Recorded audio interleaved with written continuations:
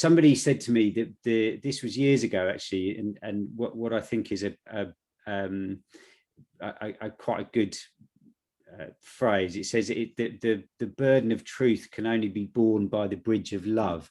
And I think there's something about building relationships between communities that actually allows you to build better relationships and a deeper understanding.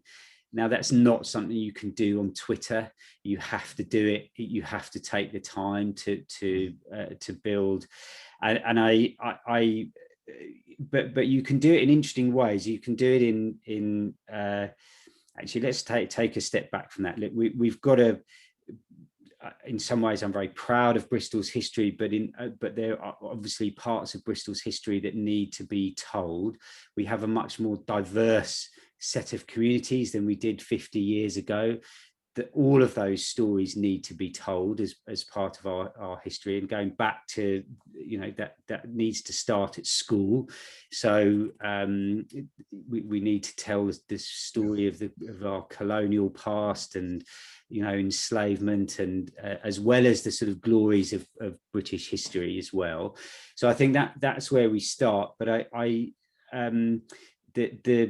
the conversations that we can have, you can have them in a sort of formal kind of way with things, but I think things like the plinth, for example, there are other ways of doing it through art and theatre and that sort of thing. I think the plinth, the old Colston plinth, should have rotating artwork on there from different communities, for example.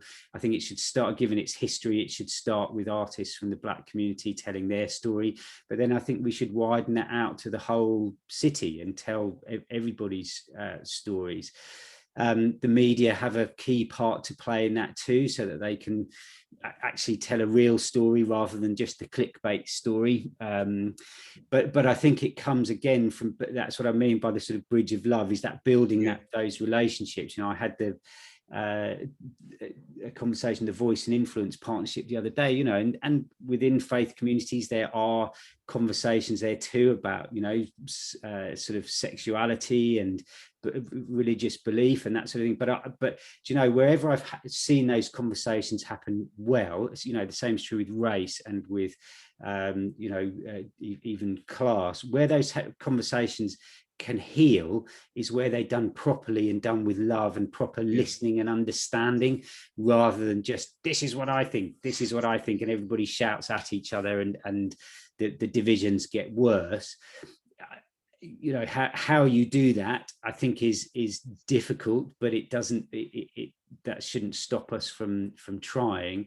And actually the faith communities, you have to be a part of that conversation, because from most people I know of faith are very deep and want to understand and listen to other people's experience. That's the part of your faith.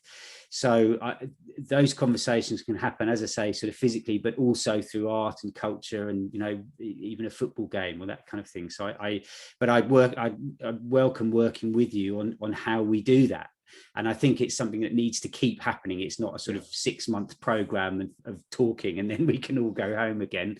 It's probably a permanent set of conversations and practical action. Actually, you talk about the food delivery, those sorts of things as well, bring people together in a way that really builds understanding and a kind of common commitment to the people of Bristol.